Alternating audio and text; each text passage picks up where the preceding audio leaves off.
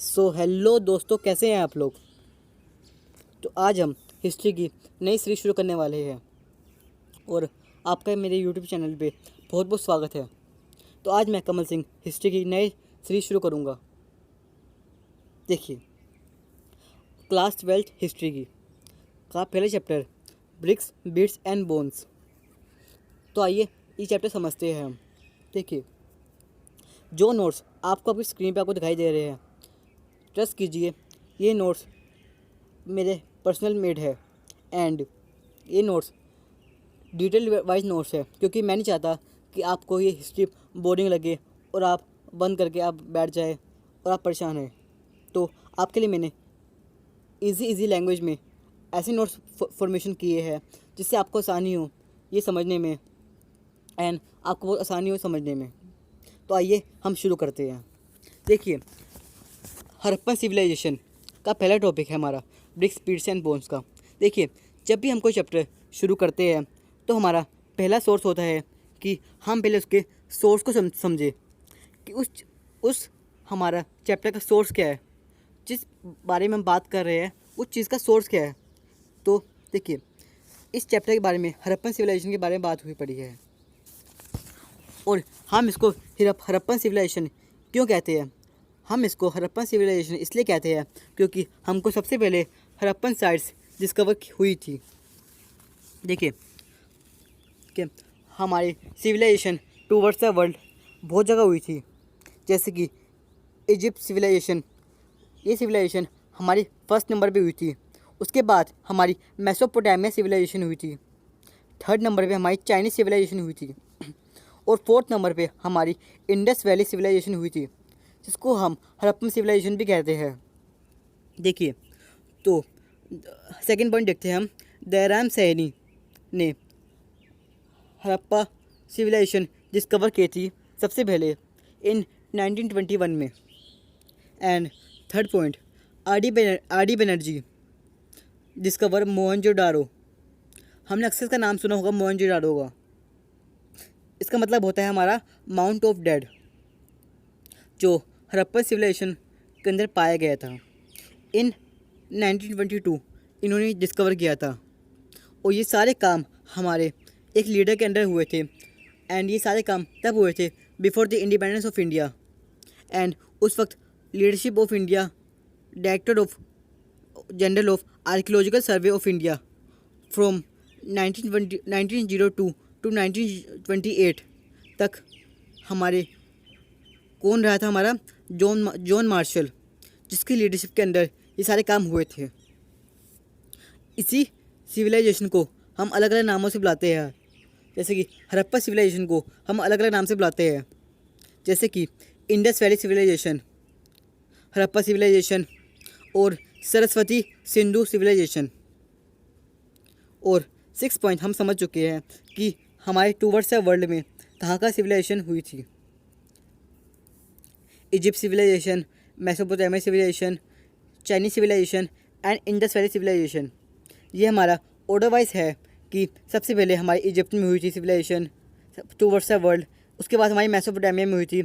हमने इसकी previous class में हमने बहुत पढ़ा हुआ है इसके बारे में। उसके बाद चाइनीज़ सिविलाइजेशन, उसके बाद इंडस वैली सिविलाइजेशन।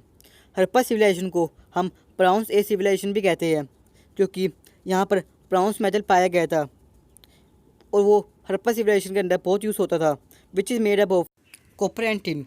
चलिए अब हम अपने नए टॉपिक की तरफ मूव करते हैं, सबसिस्टेंस स्ट्रेटजीज़। देखिए, सबसिस्टेंस स्ट्रेटजीज़ का मतलब होता है जो लोग वहाँ पर रहते थे उन लोगों का वहाँ पर रहन सहन का तरीका। चलिए हम समझते हैं कि हड़प्पन लोगों का वहाँ पर रहन सहन का तरीका कैसा था। Let's move to our point. देखिए, Harappan people depend on plants and animals for their food including fish. देखिए, हड़प्पन लोग बेसिकली प्लांट्स और एनिमल्स को खाते थे, उसमें वो फिश को इंक्लूड करते थे। देखिए, हड़प्पन पीपल्स एग्रीकल्चर के लिए वुडन प्लग यूज़ करते थे। वुडन प्लग का एग्जांपल एविडेंस हमको कालीबंगन में मिला। एंड वो पत्थर के औजार भी यूज़ करते थे for harvesting their crop. And वो बैलों का इस्तेमाल भी करते थे for the ploughing of their field. देखिए अब हम थर्ड पॉइंट की मूव करते हैं।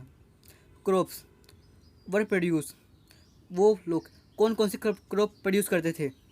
देखिए वो क्रॉप प्रोड्यूस करते थे wheat, barley, dates, peas, mustard, sesame और मिलेट्स। मिलेट्स के एग्जाम्पल, मिलेट्स के एविडेंस हमको गुजरात में पाए गए हैं। और राइस हस्क, राइस हस्क का मतलब होता है चावल के छिलके, जिसके हमें एविडेंस हमको लोथाल और रंगपुर में दिखे गए हैं। देखिए आपको जान के बहुत ताज्जुब होगा कि हमारी इंडिया में हड़प्पन सिविलाइजेशन का एक गिफ्ट था जो उन्होंने कॉटन पूरी वर्ल्ड को इंट्रोड्यूस करवाया। एंड हड़प्पन पीपल ने पहली बार पूरे वर्ल्ड में कॉटन प्रोड्यूस करा था, लेकिन उनको शुगर केन के बारे में कोई नॉलेज नहीं थी। अब हम फिफ्थ पॉइंट की तरफ मूव करते हैं, एविडेंस ऑफ कैनाल। देखिए हड़प्पन साइट्स के पास एविडेंस भी मिले गए हैं कैनाल के, एंड वो पाए गए हैं हमको हड़प्पन साइट के पास शोटुकाई एट अफगानिस्तान। हमें शोटुकाई में पाए गए हैं जो अफगानिस्तान में है, नॉट इन पंजाब और सिंध, वो पंजाब और सिंध में नहीं है। एंड हमें कुओं का भी एविडेंस पाए गए हैं, एंड मे बी वो यूज़ होते थे इरिगेशन पर्पस के लिए।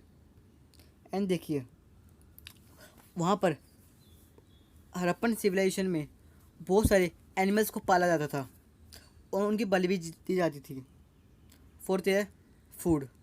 एंड जो वो एनिमल्स पालते थे उनके एग्जाम्पल हैं बुफेलोस, ऑक्सन मतलब बैल, शीप, गोट, एजिस, पिग्स मतलब कबूतर, elephants, dogs, cats and etcetera. ये वो एनिमल्स हैं जो हड़प्पन पीपल्स बेसिकली पाला करते थे for their food and for their, जैसे कि बफेलोस, शीप उनको दूध देने का काम करती थी और उनके इसलिए उनको पाला करते थे ये लोग। देखिए अब देखते हैं हम हमें और क्या मिला वहाँ पे। हमें कैमल की बोन्स भी मिली वहाँ पर कालीबंगन में। हमें एविडेंस मिले गए हैं कालीबंगन के अंदर कैमल के बोन्स के, जो हमें प्रूफ दिखाता है कि वहाँ पर कैमल्स का भी यूज़ होता था। मे बी वो कैमल मर गए हो, उसका कोई प्रूफ नहीं है, लेकिन हमें एविडेंस मिले गए हैं कि वहाँ का रहन सहन का तरीका कुछ ऐसे सिमिलर था। और हमें वहाँ पर हॉर्स के रिमेन्स भी पाए गए हैं, जो हमें पाए गए हैं सुरकोताड़ा से। कि यहाँ पर हमें ये सब चीज़ें हमको शो करती है कि वहाँ पे लोग कैसे रहते थे, वहाँ पर लोग क्या क्या खाना पीना था, वहाँ के लोग क्या क्रॉप प्रोड्यूस करते थे, वहाँ पे क्या इन्वेंशन की गई। जैसे कि हमने सीखा कि वहाँ पे कॉटन की इन्वेंशन की गई है, और हमें सीखा कि वहाँ पे एविडेंस ऑफ कैनाल मिले हमको, एंड हमें वेल से पाए गए। ये दिखाता है कि for their irrigation purpose domestication of animals हमने सीखा, और हमें बोन सीखी जो उनके सामान पाए गए हैं। अब नए टॉपिक ये है कि हमारा अब जो हड़प्पन सिविलाइजेशन के अंदर जो मोहनजोदारो था, जिसको हम माउंट ऑफ डेड भी कहते थे, उसका स्ट्रक्चर बनाया कैसे था, उसके अंदर कैसे सिविलाइजेशन हुई थी, तो हम समझते हैं। इसका टॉपिक का नाम है Mohenjodaro a plan urban centre. ये सुलझा बुलझा एक ऐसा अर्बनाइजेशन यहाँ पे हुई थी अर्बन सेंटर की तरफ। यहाँ पर टाउन्स दो पार्ट में डिवाइड थे, अपर पार्ट और लोअर पार्ट। अपर पार्ट को हम कैथल भी कहते थे, एंड सेकेंड पार्ट ये है कि citadel was in height as compare to lower term and constructed on mud bricks and walled around it which is different from lower term. जो हमारा अपर पार्ट था, जो हमने अच्छे से हमने पढ़ा था कि जो हमारा मोहनजोदारो का जो दो स्ट्रक्चर है वो अपर पार्ट और लोअर पार्ट में डिवाइड है। जो हम अपर पार्ट को हम सिटाडेल भी कहते थे, तो सिटाडेल की height as compare lower town से बड़ी होती थी, और वो मड ब्रिक्स पे बनते थे, वो जली हुई ईंटों पक्के ईंटों पे बने जाते थे, एंड उसके चारों तरफ दीवार बना दी जाती थी जिससे वो लोअर टाउन से अलग दिखे। और जो हमारे मोहनजोदारो के अंदर हमारे जो हाउसेस का कंस्ट्रक्शन होता था, जो ब्रंट ब्रिक्स के अंदर बनते थे अपर पार्ट में, उनका डायमेंशन होता था हमारा 4:2:1, जिसमें से लेंथ हमारी 4 होती थी, बेस हमारा 2 होता था और हाइट हमारी 1 होती थी। और उसके अंदर एक इतना अच्छा सिस्टम बनाया हुआ था कि अंडरग्राउंड ड्रेनेज सिस्टम भी था उसमें। और अगला पॉइंट हमारा ये है कि जो सड़कें नाली के साथ निकल के बहती है, दैन वहाँ के उनके आसपास के घर को पहले बनाए जाते थे।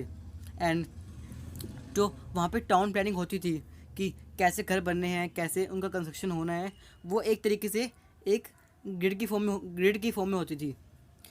ग्रिड की फॉर्म ये होता है कि हमारे वहाँ का स्ट्रक्चर नॉर्थ टू वेस्ट बनाया जाता था और उसमें हर एक हाउसेस का स्ट्रक्चर, हर एक हाउस एक दूसरे को 90 डिग्री एंगल पे काटते थे। हाँ जी, तो हम आगे देखते हैं डोमेस्टिक आर्किटेक्चर के बारे में कि वहाँ पे लोकल काम कैसे किए जाते थे। तो समझते हैं।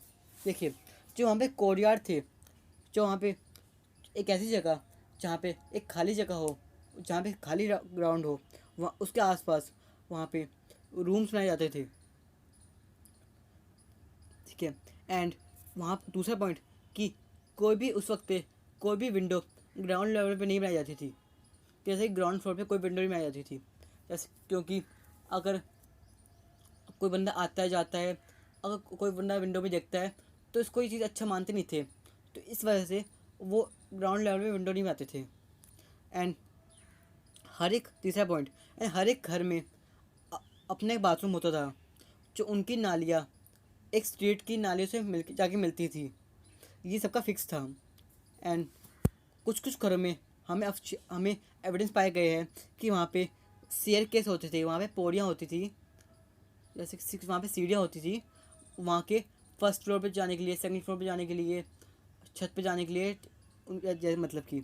एंड हमने बहुत देखा, वहाँ बहुत एविडेंस मिले गए हैं कि बहुत घरों में वेल्स होते थे रूम के अंदर, जो बाहर जाने में काम करते थे, अंदर आने में काम करते थे।